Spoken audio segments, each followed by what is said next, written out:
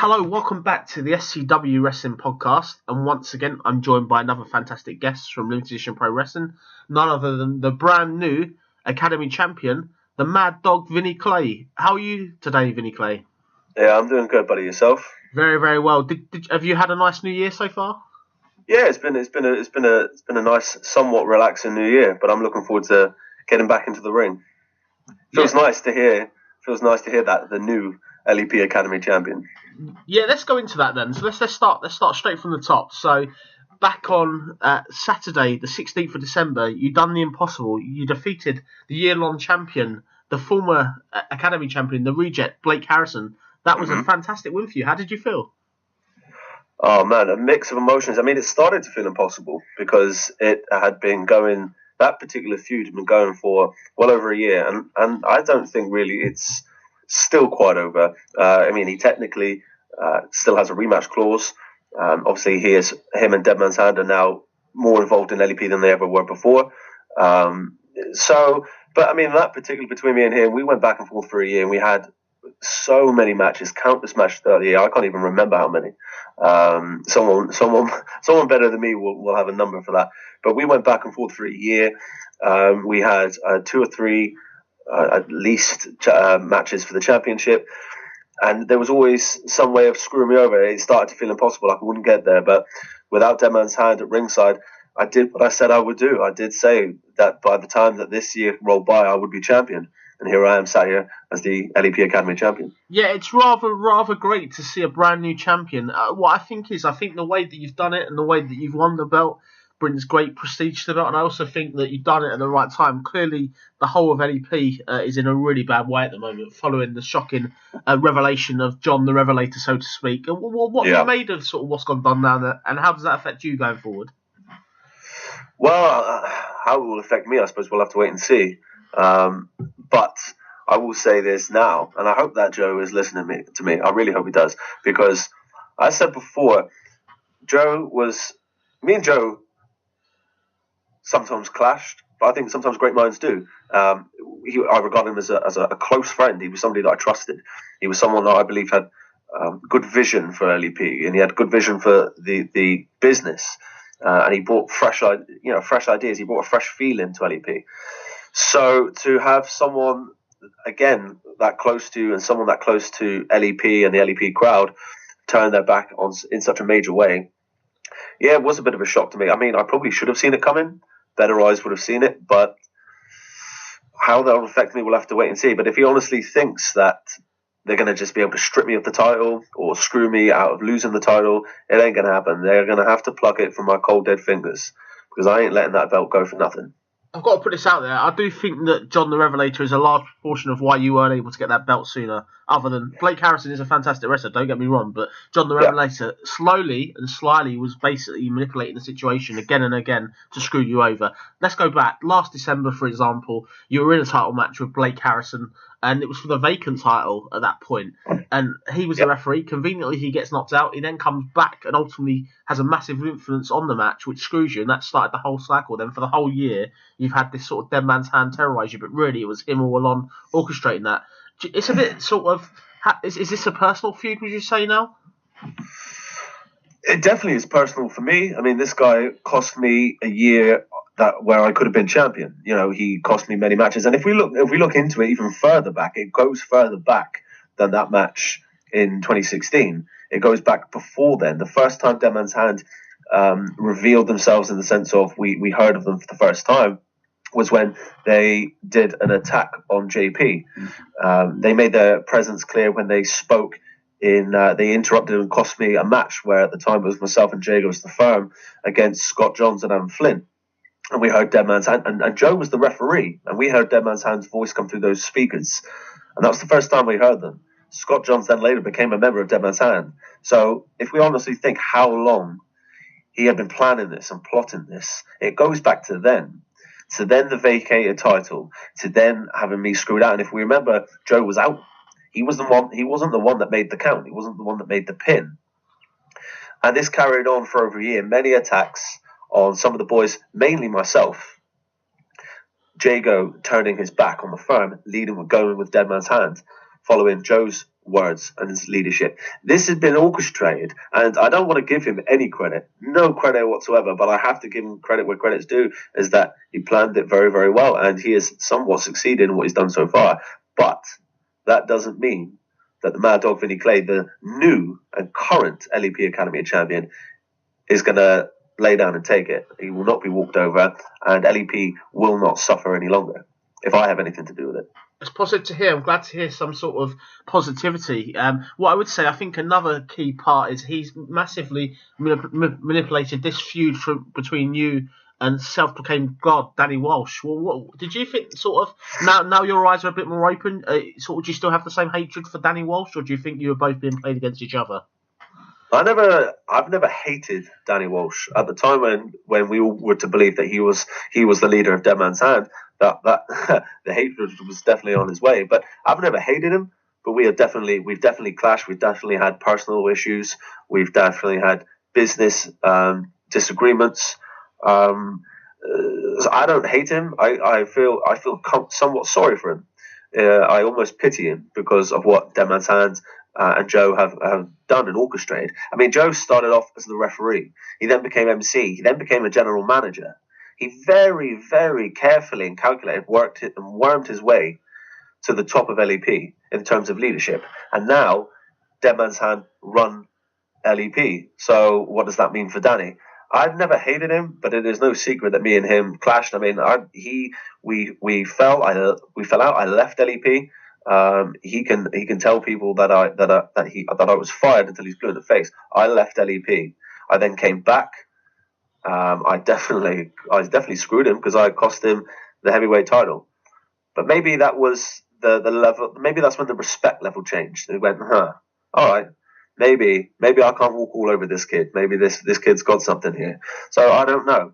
We'll have to see where that leads with Danny. But as far as I'm concerned, well, as far as we know, Dan has nothing to do with LEP anymore.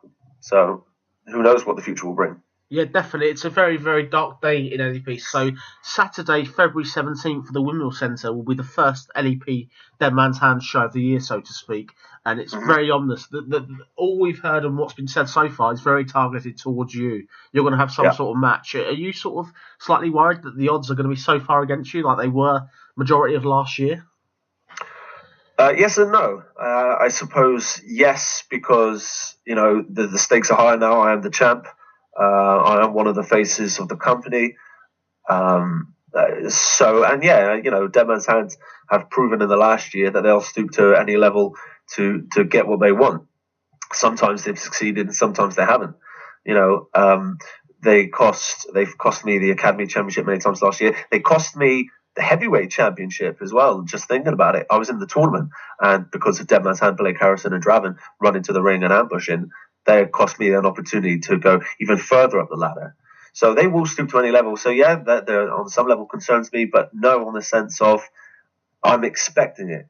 I mean, they keep saying expect the unexpected. Well, they've been playing that card for too long now, so I expect everything that Dead Man's Hand want to throw. I'm not expecting to walk in and walk out and have a nice breezy day. This is going to be tense. It's going to be difficult, and I'm expecting to get screwed over. I'm expected to get messed around. But my bite is definitely worse than my bark, and I will sink my teeth into anyone that tries to take me for a ride. Excellent. It's good to hear that you're ready for the fight, so to speak. But no, I think a couple of points I must make. Now John the Revelator has been exposed. Do you think that makes it a lot more easier now to sort of so you can figure out who you can trust and who you can't trust? Clearly, the betrayal of Mark Walsh could have ended really bad for you if he would have carried on in the firm.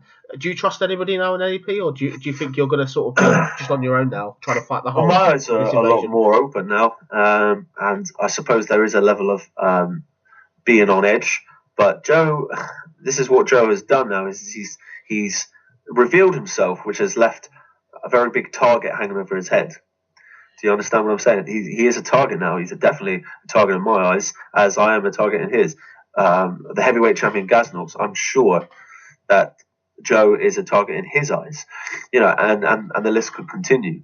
So whether him revealing himself to LEP, to the boys in the locker room and the girls in the locker room, to the audience, he might think that's done him some good, but now we know who it is. We know who the orchestrator was. We know who the puppet master or the revelator, whatever stupid nickname he wants to give himself. We know who it is. So I don't think he's going to have a nice breezy day either on February 17th. Okay, that's really positive. I hope so. Clearly, based on the last interview I did with him, he's not a nice chap anymore, unfortunately. It's really sort of sad to see the way it is. But no, fingers crossed, it's really good to see a real prestigious Academy of Champion again. Hopefully, I think you'll bring a real quality to that belt. I'm not saying Blake Harrison wasn't a good champion. The title had prestige before. And if we remember, Jason King was champion for 397 days. He brought prestige to it. Yes, he didn't always win the title in a way that I would have been proud of, but you can't deny how long he had it. Just like Blake Harrison. Blake Harrison, in my opinion, was not a champion of. He wasn't a champion to be proud of, but you have to respect the fact that he did hold it for 394 days. So my goal when I walked in on December 16th was he wasn't going to make a year, and he didn't. So I heard Joe's last podcast with yourself. Yeah, he's an ass. I don't know what it is. I don't know what's making him tick. I don't understand why he's decided to behave in the way he's behaving. Bitterness, who knows? Jealousy, I don't know. I don't know, and I don't care. But every action has a consequence. Yeah, I've got to sort of be careful what I say. Clearly, based on the last interview, I'm slightly nervous of this and a bit worried, really. I don't want to say too much, obviously, because of I don't want to be in any sort of danger or anything like that. But I think in terms of LEP and this dead man's hands thing, I'm really fingers crossed. They've alienated so many people that there's some sort of union that can get rid of this threat. And I think as long as you're given a fair shot with this belt, and I think as long as you keep on the current winning streak you're on, I think you should have this title for a fair bit, to be fair, Vinny. I intend to hold on to it for as long as I possibly can. There's always going to be people snapping at my ankles now. Talking about targets, I'm going to target myself now as a champion, as Gasnox is, as now Draven is, as a new champion, as Ruth Jackson is, as a champion. Do you know what I mean? So everyone who obtains a championship title become a target. So I'm expecting people to be snapping at my ankles. But I've been with LEP for a little while now. I know what I'm doing. It took me a long time to get hold of that belt, so there ain't no way I'm going to let it go easily. As I said earlier, it's going to have to be plucked out of my cold dead fingers. Awesome. I was going to say, let's talk about any other things that's going on in terms of you and your wrestling career at the moment. What else is going on in the world of Vinny Clay? 2018 looks really very, very positive. I said it last year. 2017 was going to look positive, which it was. It was a vast improvement up to 2016. More work was there, more shows, more debuts, and 2018 is starting off just the same, with more shows coming up and more debuts. I don't want to go too much into details, but my fingers are in a few pies. Let's just to say that. So I'm hoping 2018 will be an even more of a breakout year for Vinny Clay. Awesome. I hear you're doing a lot of work back in Cornwall. Talk me through that, please. CPW was where I started. It was my first bout of wrestling training that I ever had. CPW was. So CPW has a special place in my heart because that's where I started, and because it's Cornwall Pro Wrestling. Cornwall is where I reside. Cornwall is where my family reside. I hold it very close to my heart, and I won't be leaving on my own accord of CPW. I have a great sense of loyalty to Terry and to CPW and all the boys in the back that help run those shows. The next CPW show is in February. Where it'll be myself and a partner of my choosing against the King's Court. Again, where Joe has decided to turn his back. So everything should be expected with Joe Aubrey. But King's Court and myself and a partner of my choosing in a street fight. Ooh, sounds interesting. Clearly you've got a lot of fantastic wrestlers in that match. That'll be definitely an interesting match. I really am looking forward to this. It's good that you're keeping busy. You're doing lots of different stuff. I hear you're doing some new stuff for this brand new promotion called Fight League. Is that correct as well? Fight League is going to be 2018 is going to be very exciting for Fight League. I was contacted at the very beginning of the year. Maybe just before, I'm not sure. I think near the end of last year I was contacted. Fight League started up, and they made that phone call, and I'll be there. I've got many bookings now with Fight League throughout 2018. It's going to be a great year for that promotion. They've got great people behind it. They've definitely got good vision. They definitely know where they want to go and what they want to do. So I'm very excited. Awesome. It's good to hear sort of that you're keeping busy. In terms of going back to LEP now, do you think that you'll ever reform your friendship with Jago, or is that totally gone now? Am I delusional? I don't know. I suppose that would all depend if he ever sees sense and gets himself away from Dead Man's Hand. I mean, I'm not going to lie, I kind of thought that was on the cards of the last show. He stormed to the ring, he got up in my face, but then he turned his back, and he put Blake on his ass, and we thought once he did the wanted man sign, I fell for it a bit as well as the crowd. I should have seen what would have happened to come, but I thought maybe Jago has seen sense, and he's seen the true colours, but it wasn't to be. I turned my back as I shouldn't have done. That was a stupid error on my behalf, and he dropped me, and again almost cost me the championship. But I wanted that belt more than I'd ever wanted it a day in my life. So even Jago wasn't going to be able to put me down that day. So who knows? Oh, definitely. Okay. Well, do you think we're going to see a brand new firm in 2018, or are you going to be just running on your own, so to speak? Again, that's a difficult question to answer. I wouldn't put money on it. I think because of the events that went down with the firm to begin with. There was myself, me, Mark Manson, and Jago. Me, Mark Manson left. Jago turned his back and sided with Dead Man's Hand. Reggie Ryan and Mark Walsh were brought into it. We haven't seen Reggie for a while. He was injured by Dead Man's Hand sometime last year, and we haven't seen him since. I know he's well, and I am in good contact with Reggie. I know that he's doing well, and he healed up quite nicely. It took him a little while, but he is okay now, and he's pursuing other things. So whether he'll come back is a we'll wait and see. Mark obviously wasn't around for very long, but we now know where his allegiance lie. So I don't know. If the firm hadn't been quite successful in the only consistency was me. So at the moment, I'm focusing on the Academy Championship. I'm focusing on pursuing my own career. I'm focusing on me. And that sounds almost kind of selfish, but you kind of have to be. I'm putting myself as number one. I don't know. We'll see how what 2018 brings. But as it stands right now, it is the Mad Dogg Vinni Clay running the yard. Awesome. This is a real random question. I'm going to put this out there, though. This will make you think. If you could have a match with anybody within the LEP roster currently, who would you like to have a match with? Oh, good question. Well, I suppose more of a nostalgia thing for the crowd. If Jason King was to make a return, I'd like to step in the ring with Jason King again, where the roles are reversed. Whereas I'm the champion now. When me and Jason King last stepped in the ring at LEP, properly, he was the champion, and I was the one snapping at the ankles. I was the one coming up. Whereas now it's changed. I'm the champion.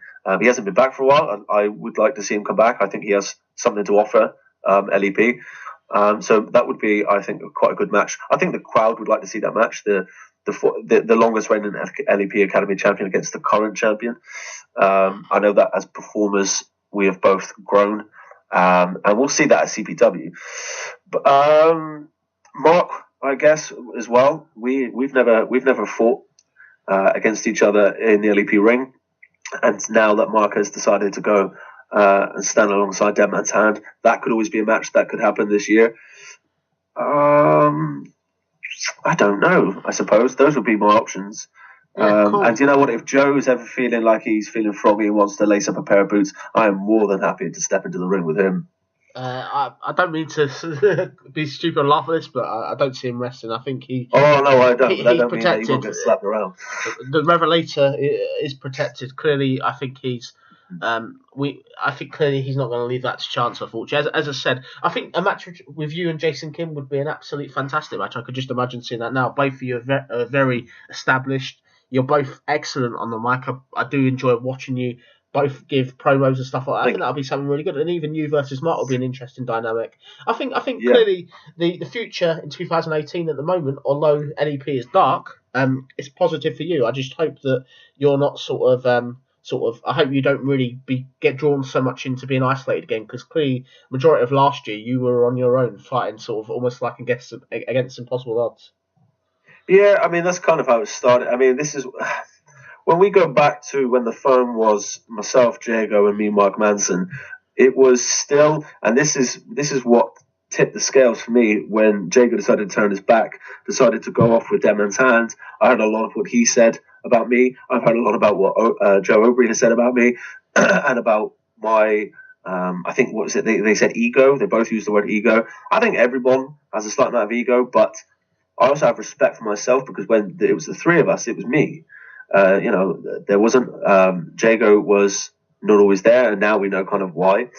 Me, Mark Manson left, so I always felt that it was me there on my own anyway. Then, as it became later on, obviously it became myself because the firm had disbanded. So, I mean, it doesn't feel new to me. It feels, I turn up to every single show. I compete in every single show, sometimes more than once, sometimes more than twice. I'm always willing to lace up those boots, wrap my fists up, and step in the ring. So this doesn't feel new to me. Awesome. Just before we end this interview today, is there anything else you want to mention or plug?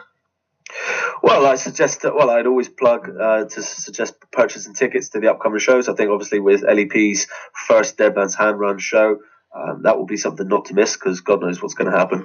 And you get to see the Academy champion, the new guy, the man that runs the place. So always worth coming to see an LEP show because you never know what you're going to get. Expect the unexpected, as Joe and these little boy band would say. CPW, come to see CPW. It is a 15+ show. I'm in the street fight. There's going to be some incredible wrestlers, incredible matches happening on that show. So I suggest coming down to Bodmin Jail in Cornwall in February. Come watch CPW. Fight League. Please turn up to see Fight League because my God, what they're going to be doing is going to be incredible for the Southwest and for wrestling. So I keep doing that. Keep coming to all these shows. DWA will be back this year as well. You'll be seeing me at DWA. So just keep your eye on social media and don't be hesitant on coming to these shows and seeing what's to offer because I think 2018 is going to be a great year for wrestling in the Southwest. Yeah, definitely. I'm going to say this. If anybody wants tickets to the LEP show, you can get them at www.lepwrestling.co.uk. The show will be taking place on February the 17th at the Windmill Centre in Torquay. I strongly recommend you get tickets because this show's bound to sell out based on the last show, so I strongly recommend it. And the fact we're going to have an appearance from the Academy champion will definitely make it a worthwhile show.